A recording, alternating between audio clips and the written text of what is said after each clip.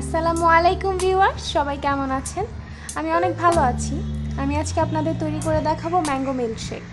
এর জন্য যে যে উপাদানগুলো লাগবে সেগুলো হলো আম, পাকা আম, পরিমাণ মতো চিনি, গুঁড়ো দুধ আর লিকুইড মিল্ক। অবশ্যই এটা ঠান্ডা হতে হবে, কোল্ড মিল্ক হতে হবে।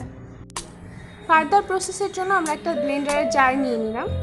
এর মধ্যে আমরা প্রথমেই দিয়ে দিব পাকা আমগুলো। এখানে প্রায় 2 কাপ আম আছে। মিডিয়াম সাইজের 2টা আম কেটে নিয়েছি। স্বাদ মতো চিনি,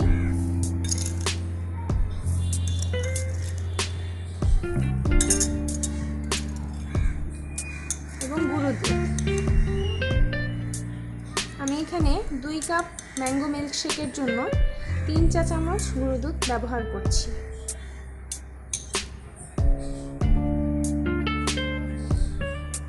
আর এখানে আছে প্রায় 2.5 কাপ ঠান্ডা দুধ, লিকুইড মিল্ক।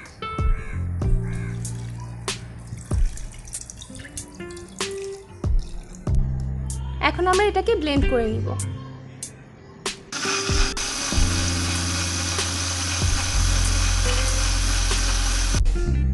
আমাদের মিল্কশেকটা রেডি হয়ে গিয়েছে। আমরা প্রায় 5 মিনিট এটাকে ব্লেন্ড করেছি। এখন আমরা এটাকে পরিবেশন করে ফেলব।